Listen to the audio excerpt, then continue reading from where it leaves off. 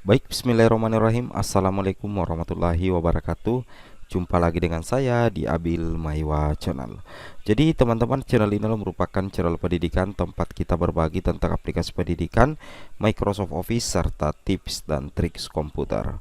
Jadi pada video kali ini Bapak Ibu ya, kembali lagi admin akan mencoba mengupdate informasi terbaru terkait P3K Guru di tahun 2022, yang mana di sini ada informasi ya terkait P2 dan P3 ya, terkait skema penempatan berdasarkan urutan nilai observasi ya, usia dan masa kerja.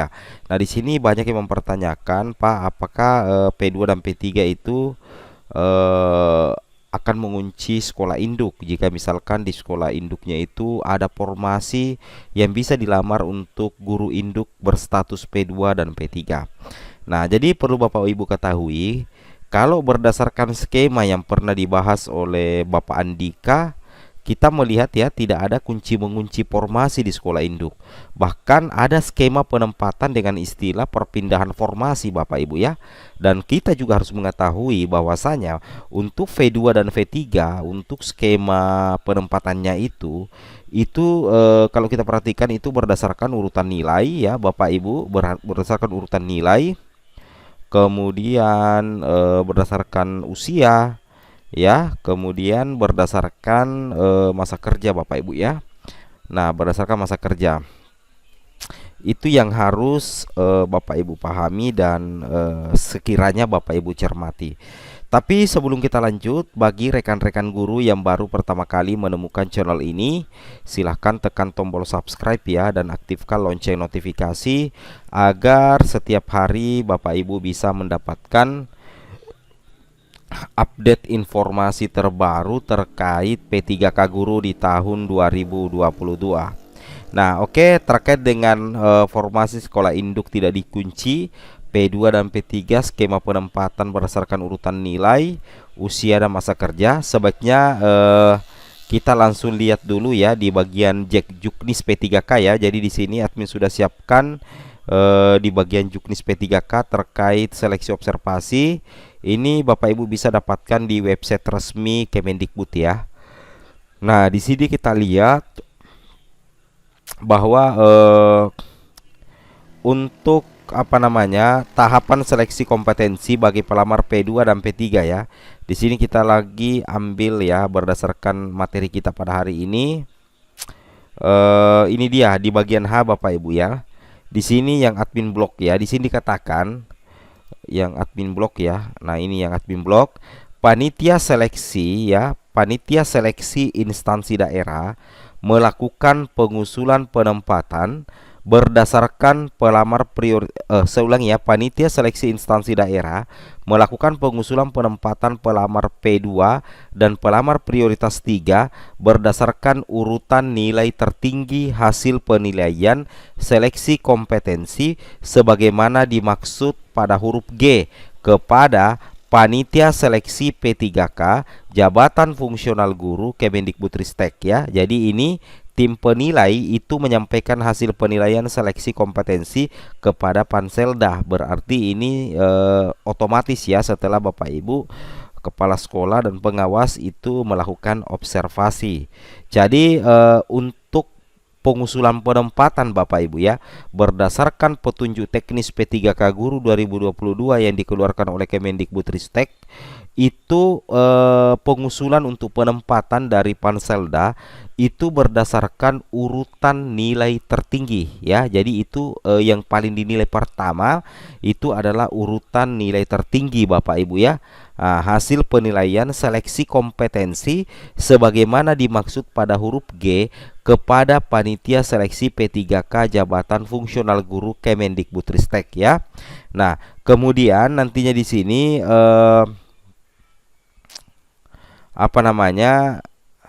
nantinya itu panitia seleksi P3K jabatan fungsional guru Kemendikbudristek itu melakukan yang namanya verifikasi Bapak Ibu ya. melakukan verifikasi dan tentunya juga validasi terhadap usulan sebagaimana dimaksud pada huruf H sebagai dasar untuk penempatan pelamar prioritas 2 dan pelamar prioritas 3 di tempat tugas masing-masing. Jadi nantinya akan ada verifikasi dan validasi Bapak Ibu ya.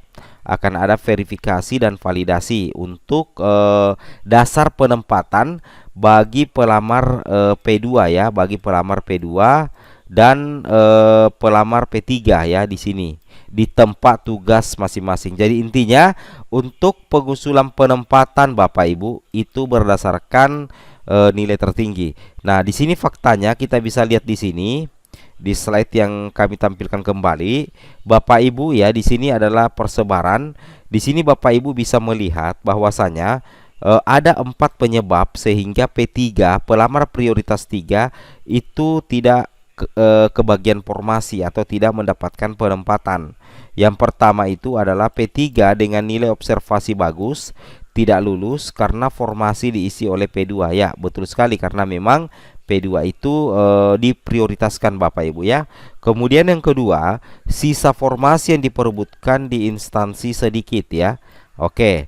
Nah, kemudian yang ketiga, nilai observasi tinggi tapi kalah usia dan masa kerja. Betul sekali ya. Kemudian di sekolah induk kelebihan guru dan di instansinya tidak ada sekolah kekurangan guru. Logikanya seperti itu. Nah, jadi seperti itu Bapak Ibu ya. Contoh kita lihat ya, misalkan ini sisa formasi ya untuk guru kelas. Jumlah formasinya itu untuk guru kelas itu 50. P2 yang observasi 5. P3 yang observasi itu 200, berarti formasi lebih sedikit daripada jumlah guru yang diobservasi, sehingga yang lulus itu adalah 50 Bapak Ibu ya. Yang lulus nantinya itu adalah 50, sudah termasuk ya 5 P2 diantaranya. Jadi yang tidak lulus observasi itu ada 155. Itu kenapa bisa ada tidak lulus? Karena memang sisa formasi yang diperebutkan di instansi sedikit, sedangkan pelamar itu jauh lebih banyak, sehingga tidak mungkin ya, tidak memungkinkan semuanya lulus Bapak Ibu. Itu yang harus Bapak Ibu cermati ya. Nah, kemudian di sini ya, apakah ada istilah mengunci formasi? Kalau mengunci formasi Bapak Ibu di seleksi observasi itu relatif ya. Kalau posisinya seperti ini berarti dia mengunci formasi. Itu pun dia mengunci formasi karena ada satu faktor utama, karena pemenang itu dari sekolah lain itu kelebihan guru di sekolahnya, sehingga formasi tidak dipindahkan. Ya, sehingga formasi tidak dipindahkan, sehingga pemenang diberikan kepada pemenang kedua. Karena di instansi ini anggaplah itu sudah tidak ada lagi sekolah yang kekurangan guru. Nah, meskipun pemenangnya itu mendapatkan nilai tertinggi, tetap yang akan mengisi formasi adalah pemenang kedua yang di sekolah induknya itu ada formasi. Jadi logikanya untuk V2 dan V3 Bapak Ibu itu tidak ada formasi ya. Sorry ya, itu tidak ada kunci mengunci formasi sebenarnya ya untuk observasi. Nah, kemudian apakah penempatan itu berdasarkan urutan nilai tertinggi? Betul sekali ya, itu berdasarkan urutan. Kalau misalkan nilainya sama seperti ini, maka nantinya itu ada faktor lain yang bisa dilihat, yaitu siapa usia yang paling tua. Kalau usia masih sama Bapak Ibu, itu yang terakhir yang dilihat adalah masa kerja. Jadi untuk pengusulan mengisi formasi P3K 2022 untuk P2 dan P3 itu berdasarkan nilai akhir, kemudian usia, dan tentunya juga adalah masa kerja. Itu yang harus Bapak Ibu pahami. Nah, contohnya seperti ini ya. Ini adalah bukti bahwa tidak ada kunci mengunci formasi di sekolah induk ya. Nah, kalau khusus observasi P2 dan juga observasi P3 Bapak Ibu ya, tidak ada. Nah, contohnya ini ya. Ini yang pertama ini kalah nilai ya, yang punya formasi di sekolah induk itu kalah nilai, maka formasi itu dipindahkan. Berarti tidak mengunci formasi ya. Formasi berpindah ke sekolah pemenang. Kemudian di sini formasi dipindahkan ke sekolah yang kekurangan guru.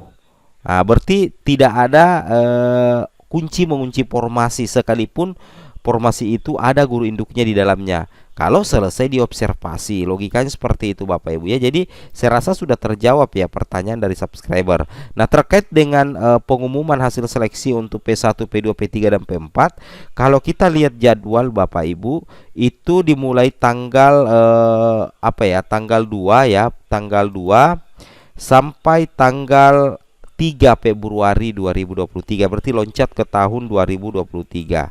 Oke, assalamualaikum warahmatullahi wabarakatuh.